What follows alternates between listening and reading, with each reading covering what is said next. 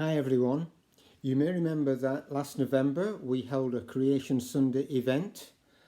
During that service, Sam Evans read out a declaration or recognition of the climate emergency and committed us as a church to taking some steps to respond to the environmental crisis that we face. Then Matt and Zoe Horseman followed up by explaining the Arosha Eco Church scheme that we were going to be part of as a way to follow this up in practice.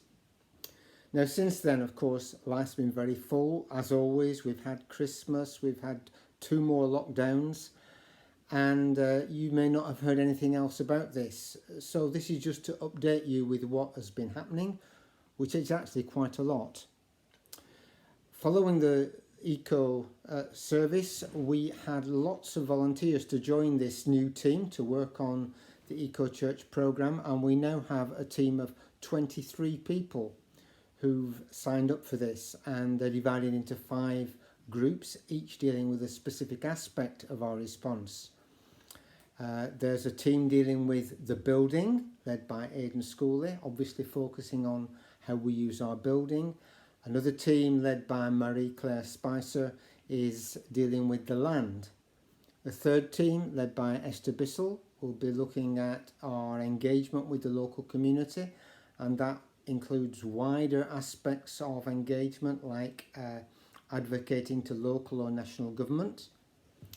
A fourth team that I am leading will be looking at how we integrate the whole question of caring for creation into our teaching and worship. And finally, a team led by Matt Horseman will be looking at our individual lifestyles. How can we encourage people to make personal responses in their own lives in ways that are realistic and practical for them in their circumstances? So our aim with this team is firstly to actually make some progress, to take some immediate short-term steps to make a difference in a crisis that is quite pressing. But as well as that, to bring forth longer term proposals for the way we can move forward as a church.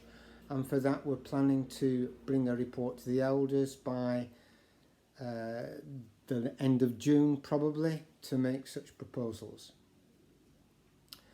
We're hoping that this is going to be something that involves the whole church, ultimately something in which we stay united in spirit and in practical actions. And so if anybody else wants to be involved in this in any way, if you have any suggestions to make or any ideas, please don't hesitate to get in touch with me. And also do please pray for us.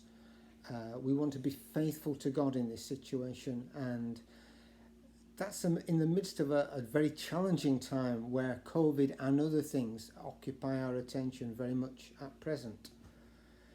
And so saying that just brings me to 2 final points. The first is to say we are not following a secular agenda here. This is something that is on God's heart.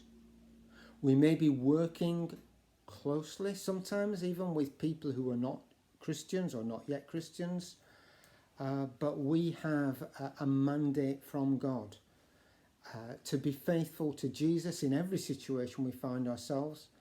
And always we want to stay rooted in the gospel. So we want to work out the calling of God that we see in Genesis chapter 1 to care for the earth as those made in God's image. We recognise that the environmental crisis is so often linked to injustices on a large scale, and we know that our God is a God of justice, and Jesus came to bring good news for the poor. And finally, we, unlike so many people, have a hope for the future. Our hope is that this world will ultimately be restored fully to what God intends it to be when Jesus returns in the new heavens and the new earth. And so all these things will be at the heart of what we are aiming to do.